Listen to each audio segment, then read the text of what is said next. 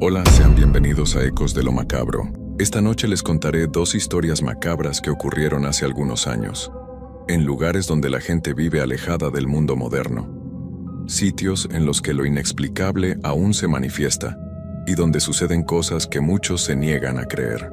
Pero hoy, tú serás el juez, si estas historias te atrapan. Déjame un comentario y suscríbete al canal si aún no lo has hecho. Ahora sí, apaga la luz y comencemos. En un pequeño poblado de Monterrey, escondido entre cerros y cañaverales, donde la niebla bajaba espesa cada madrugada, se contaba la historia de la Chorca, una bruja que vagaba por los montes buscando hombres borrachos y niños desobedientes. Decían que había sido una curandera poderosa, respetada por todos, hasta que un día su propio hijo apareció sin vida, colgado de un árbol, con marcas extrañas en el cuello. Desde entonces, algo dentro de ella se rompió para siempre. A partir de esa noche comenzaron los avistamientos. Los campesinos aseguraban ver una figura encorvada cruzando los caminos de terracería cuando la luna apenas alumbraba. Una sombra que se movía diferente, como si flotara apenas sobre el suelo. Contaban que tenía los pies al revés y que su risa ahogada parecía salir desde el fondo mismo de la tierra. Los perros no se le acercaban. En cuanto la sentían cerca, aullaban desesperados y corrían a esconderse bajo las camas o detrás de los corrales. Las madres del pueblo empezaron a advertir a sus hijos que regresaran temprano a casa, antes de que cayera el sol.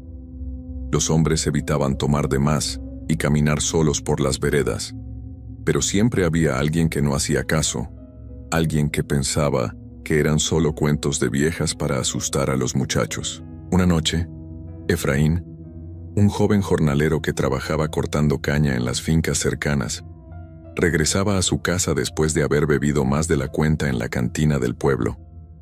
Caminaba tambaleándose por el camino de tierra, cantando canciones viejas entre dientes, cuando de pronto escuchó un sollozo detrás de él. Al principio pensó que era el viento, pero el sollozo se repitió, más claro, más cercano. Se detuvo en seco. El aire estaba quieto, no había viento. «¡Ayúdame!», susurró una voz femenina, débil y quebrada, como la de alguien que ha llorado durante horas. Efraín sintió un escalofrío recorrerle la espalda. Volteó lentamente y vio a una anciana arrodillada junto al camino. Estaba inclinada hacia adelante, con el cabello largo y enredado cubriéndole completamente el rostro. Vestía ropas viejas y rasgadas, manchadas de lodo. Efraín dudó por un momento. Su abuela siempre le había dicho que nunca ayudara a extraños en los caminos de noche, pero el alcohol nublaba su juicio, y una parte de él todavía sentía lástima por la mujer. Se acercó despacio, con las piernas todavía flojas por la bebida. «¿Qué le pasa, señora? ¿Está herida?», preguntó con voz ronca. La anciana no respondió. Solo siguió sollozando, moviendo la cabeza de lado a lado como si sufriera un dolor terrible. Efraín extendió la mano y tocó su hombro con cuidado. En ese instante la mujer dejó de llorar. El silencio que siguió fue peor que cualquier sonido. Un silencio tan denso que parecía tragarse todo a su alrededor. Ni grillos, ni búhos, ni el murmullo del río a lo lejos. Y entonces lentamente la anciana levantó la cabeza. Su cara era un amasijo de carne retorcida, con la piel estirada de manera antinatural sobre huesos que sobresalían en ángulos imposibles. Sus ojos eran completamente negros, sin pupila, sin blanco, solo dos pozos oscuros que parecían absorber la luz de la luna. Y su boca se abrió en una sonrisa tan grande que le partía el rostro en dos, mostrando dientes amarillentos y desiguales. Efraín intentó gritar, pero no le salió la voz.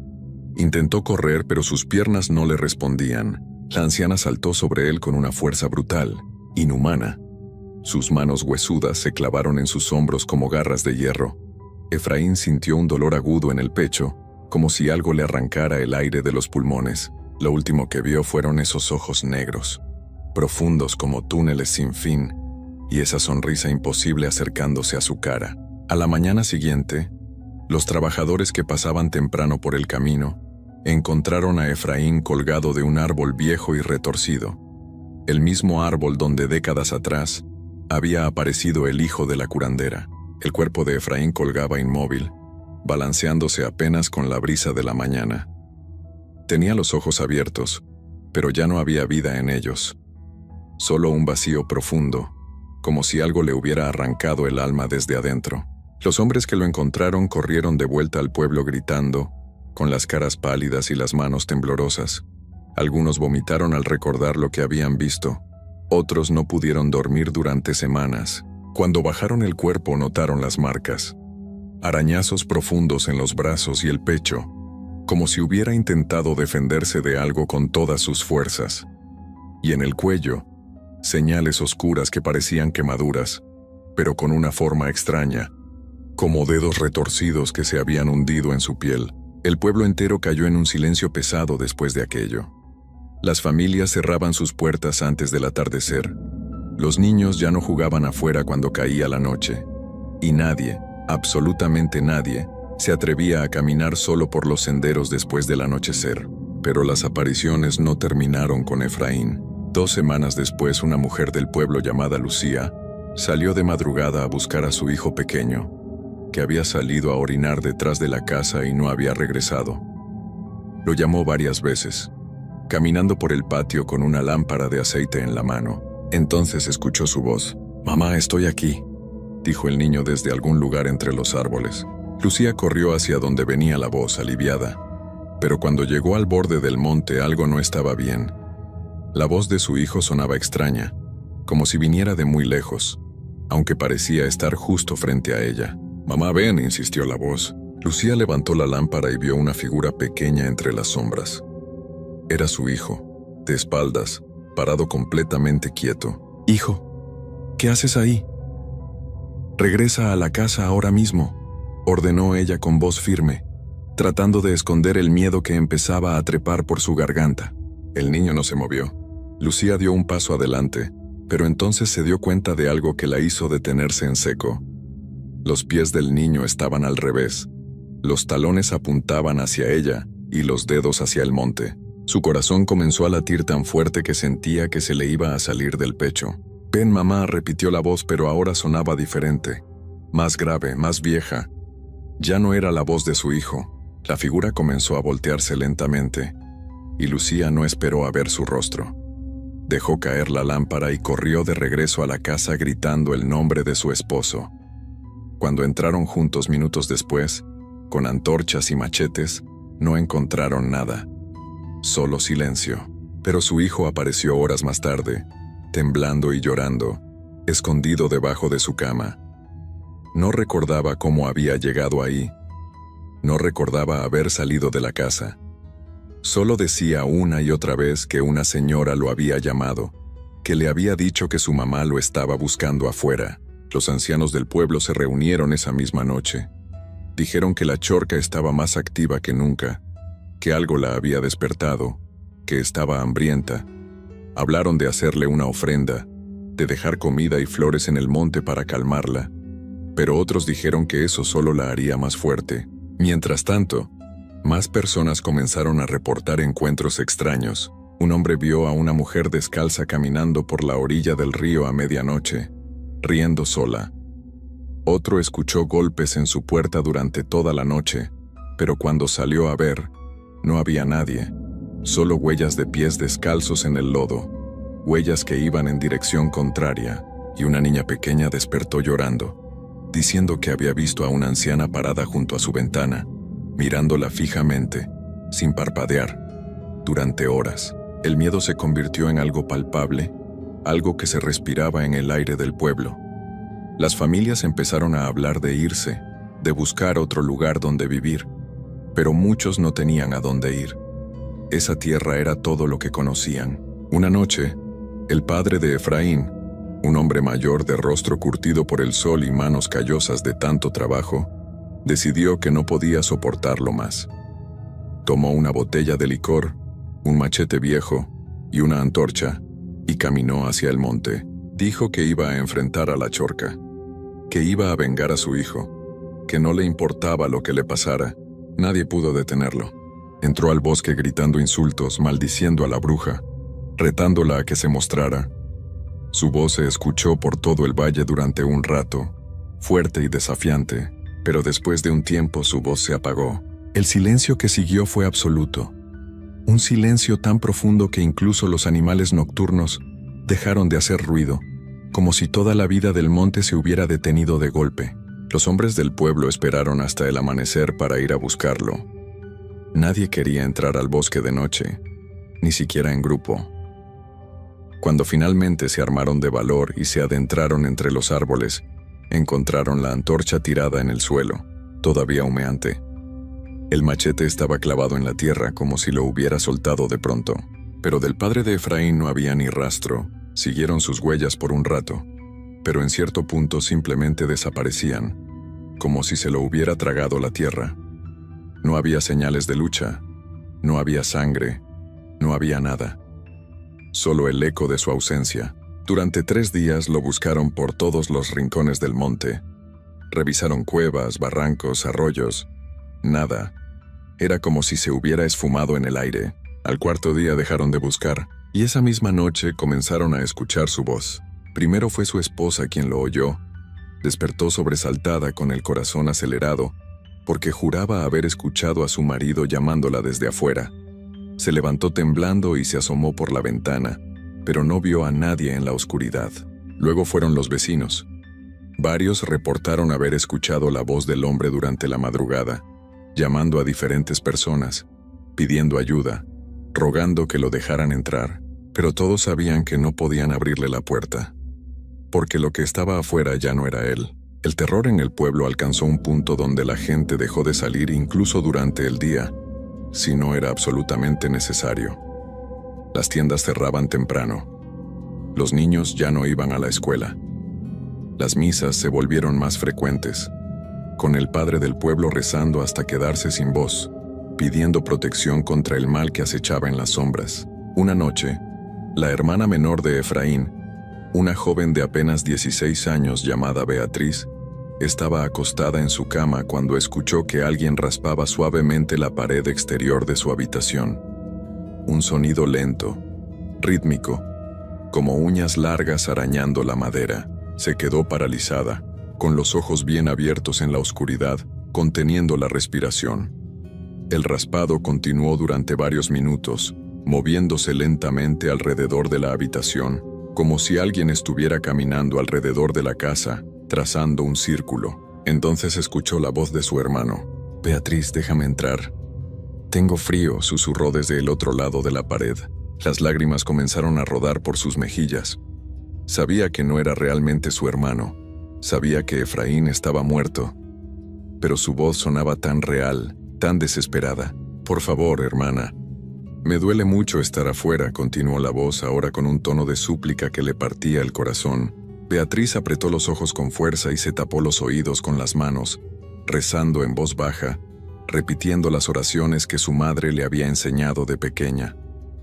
El raspado en la pared se volvió más fuerte, más insistente, hasta que finalmente, después de lo que pareció una eternidad, cesó. Cuando abrió los ojos, la luz del amanecer comenzaba a filtrarse por las rendijas de la ventana. Había sobrevivido a otra noche, pero al salir de su habitación, encontró marcas en la pared exterior, arañazos profundos en la madera, como si algo con garras hubiera intentado abrirse paso hacia adentro, y en el suelo, huellas de pies descalzos, pies al revés. Las familias empezaron a abandonar el pueblo una por una.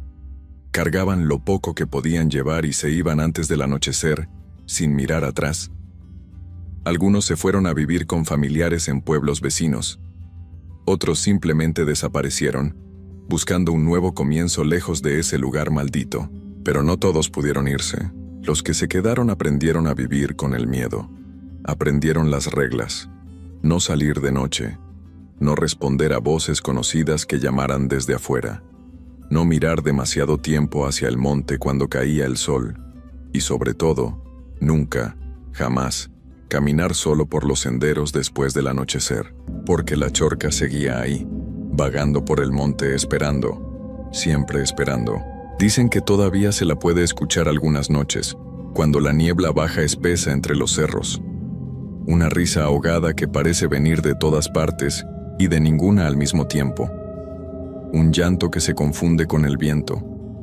Pasos que se acercan pero nunca llegan. Y de vez en cuando, Algún forastero que no conoce las historias del lugar decide tomar el camino del monte de noche.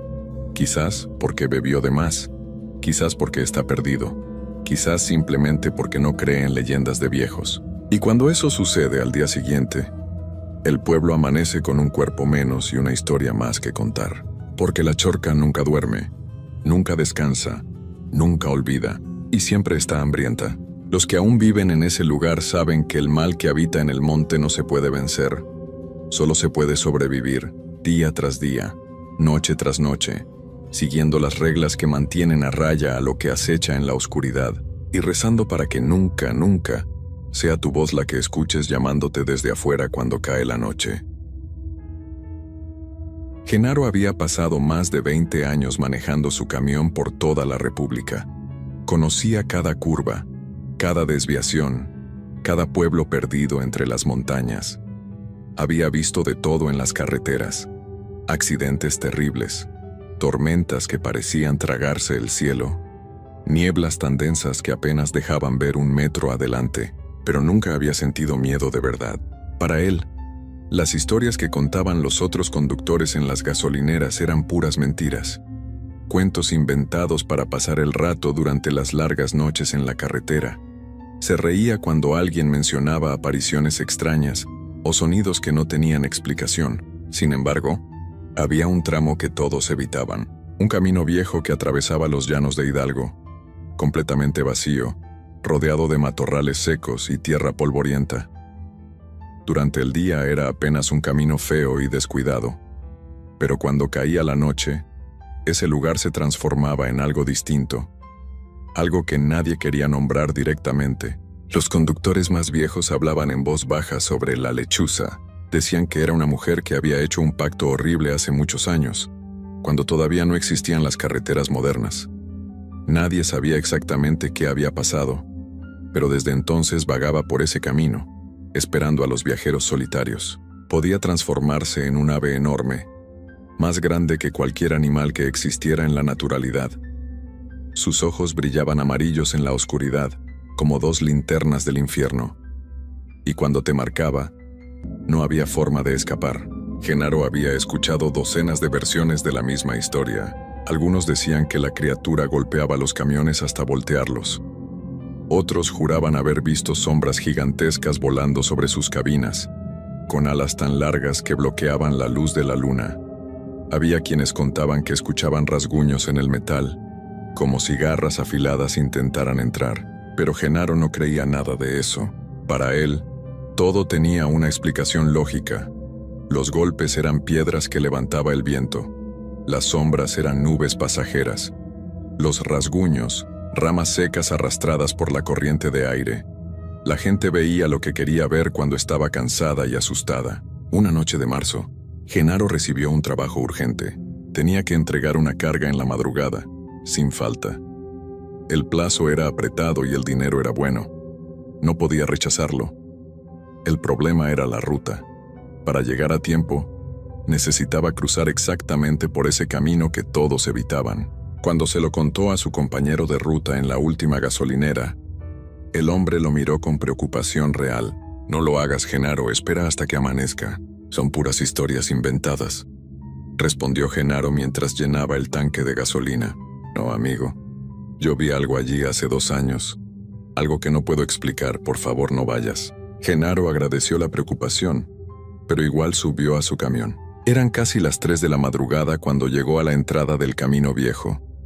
La luna estaba oculta detrás de unas nubes grises y gruesas. No había ni una sola luz a kilómetros de distancia. Solo su camión, el asfalto agrietado y la noche infinita. El silencio era completo. Genaro encendió la radio, pero solo encontró estática en todas las estaciones. Subió el volumen de todos modos, para tener algo de ruido que lo acompañara. El sonido constante de la interferencia era mejor que ese silencio absoluto que parecía presionar contra las ventanas. Manejó durante media hora sin ver absolutamente nada fuera de lo común. Los matorrales pasaban a los lados como sombras inmóviles. La carretera estaba vacía. No había otros vehículos, ni animales, ni siquiera insectos estrellándose contra el parabrisas. Era como si hubiera entrado en un mundo muerto.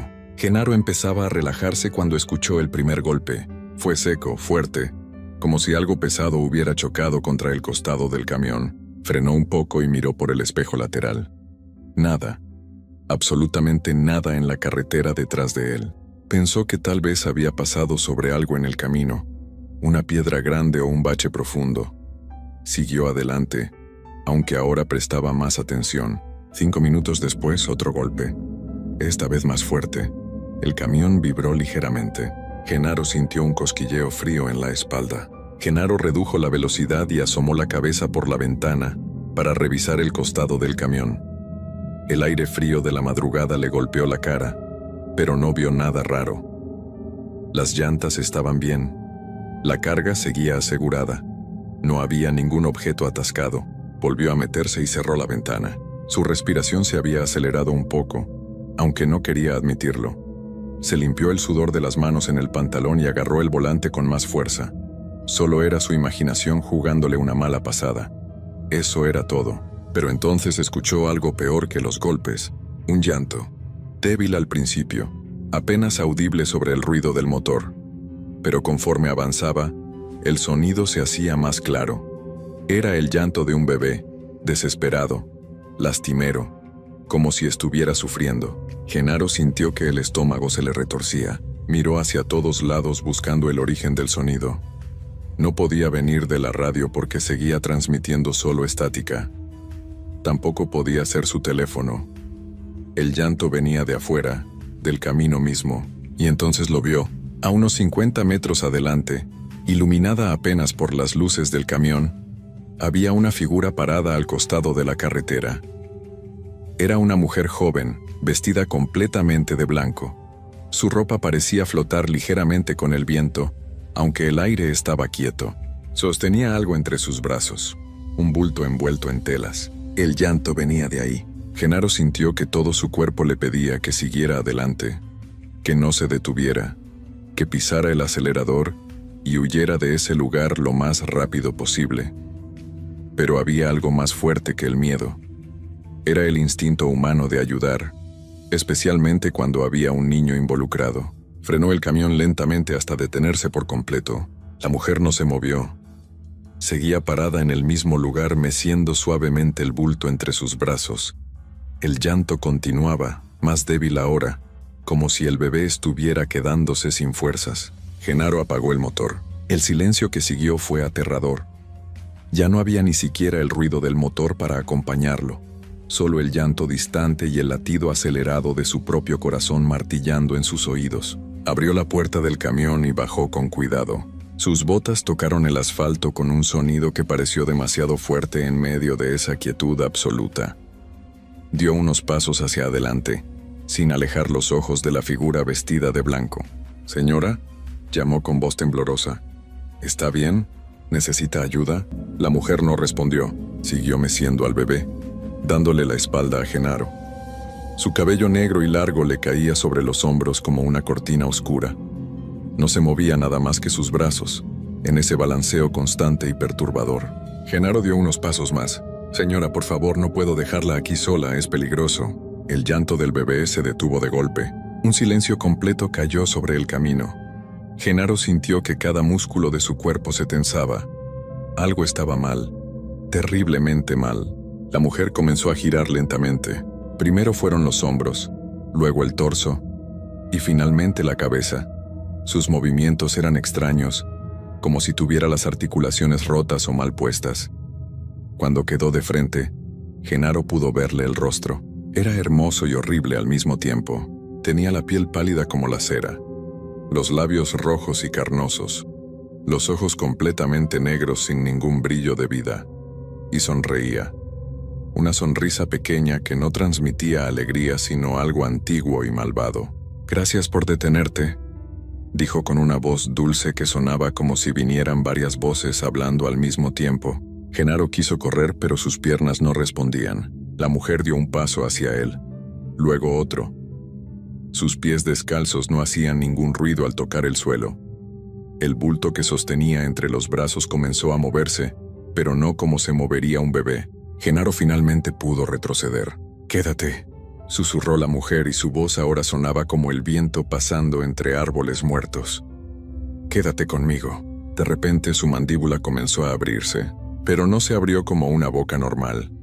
Se partió literalmente en dos, descendiendo mucho más abajo de donde debería estar, revelando hileras de dientes afilados y una garganta que parecía un pozo sin fondo.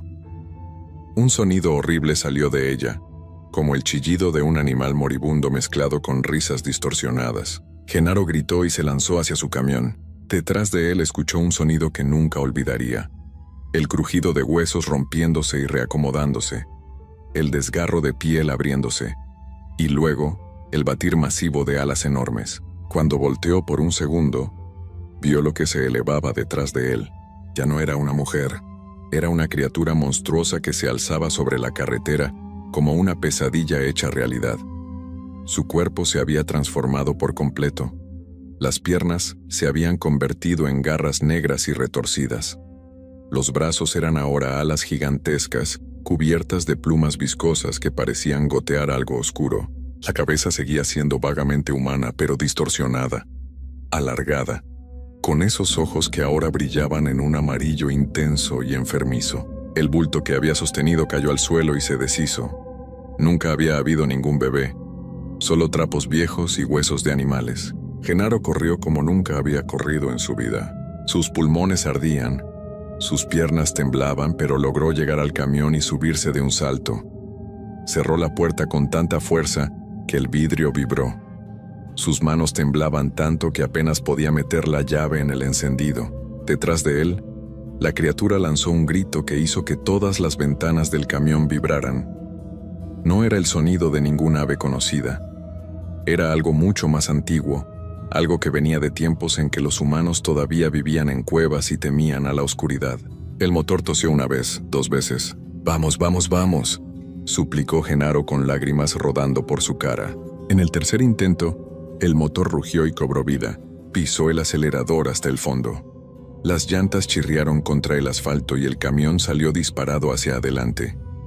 En el espejo retrovisor vio cómo la criatura abría sus alas por completo, tan largas que cubrían todo el ancho de la carretera, y entonces voló tras él. El camión alcanzó los 100 kilómetros por hora, luego 110, 120. Genaro no miraba el velocímetro, solo miraba el camino adelante, rogando por ver las luces de algún pueblo, de otra gasolinera, de cualquier señal de civilización, pero el camino seguía vacío e interminable. Sintió el primer golpe en el techo del camión. Fue tan fuerte que todo el vehículo se sacudió. Escuchó el metal abollándose sobre su cabeza. Luego otro golpe, esta vez en la parte trasera. La criatura estaba atacando el camión mientras volaba sobre él. Los rasguños comenzaron un segundo después. Garras afiladas arañaban el metal con un sonido horrible que le perforaba los oídos. Genaro gritaba mientras manejaba, sin soltarse del volante, sin reducir la velocidad ni un poco. De pronto una de las garras atravesó el techo. Apareció justo sobre el asiento del copiloto, negra y retorcida con uñas largas como cuchillos. Intentó alcanzar a Genaro, pero él se pegó contra su puerta, manteniendo el camión en la carretera por puro instinto. La garra se retiró y entonces la criatura se posó sobre el parabrisas. Genaro se encontró cara a cara con esos ojos amarillos. La boca distorsionada se abrió mostrando todos esos dientes afilados. La lengua era larga y bífida como la de una serpiente. Podía ver su propio reflejo aterrorizado en esas pupilas verticales. La criatura golpeó el vidrio con sus garras. Una grieta apareció en el parabrisas. Luego otra. En el tercer golpe todo el vidrio explotó hacia adentro en miles de pedazos. Genaro levantó un brazo para protegerse la cara mientras los fragmentos llovían sobre él. El aire frío de la noche entró rugiendo a la cabina. La criatura metió su cabeza por el agujero con la boca abierta, lista para atraparlo. Pero en ese momento, Genaro vio algo adelante. Luces. Luces de un pueblo. Todavía estaban lejos, pero estaban ahí. Con un grito desesperado giró el volante bruscamente hacia la derecha. El camión se desvió del camino y comenzó a dar vueltas sin control. La criatura perdió el equilibrio y salió volando hacia un lado. El camión giró 2, 3, 4 veces. Genaro perdió la cuenta. El mundo se convirtió en una mezcla confusa de cielo y tierra, de metal retorciéndose y vidrios rompiéndose. Sintió que su cuerpo golpeaba contra el volante, contra la puerta, contra el techo, y entonces todo se detuvo. El camión había quedado volcado en el borde de un barranco. Genaro estaba colgando del cinturón de seguridad, sangrando por varios cortes en la cara y los brazos. Le dolía todo el cuerpo, pero estaba vivo. Afuera escuchó el batir de alas alejándose. Cuando los paramédicos lo encontraron horas después, Genaro no podía dejar de temblar. No podía hablar. Solo señalaba hacia el cielo con ojos desorbitados, murmurando palabras sin sentido. Lo llevaron al hospital más cercano. Los doctores dijeron que había sufrido un accidente, probablemente por cansancio o por quedarse dormido al volante. Las heridas sanarían con el tiempo, pero había algo más. Genaro nunca volvió a ser el mismo. No podía dormir sin todas las luces encendidas. No toleraba estar en lugares oscuros. Y nunca, jamás, volvió a manejar de noche. Dejó su trabajo como conductor y se encerró en su casa, mirando constantemente por las ventanas. Sus amigos intentaron ayudarlo. Su familia lo llevó con diferentes especialistas. Pero nada funcionaba, porque Genaro sabía la verdad. Sabía que esa criatura seguía allá afuera, esperando en ese camino viejo que nadie cruza de noche. Sabía que había otros como ella, escondidos en los rincones oscuros del mundo. Y sabía que él había tenido suerte de escapar.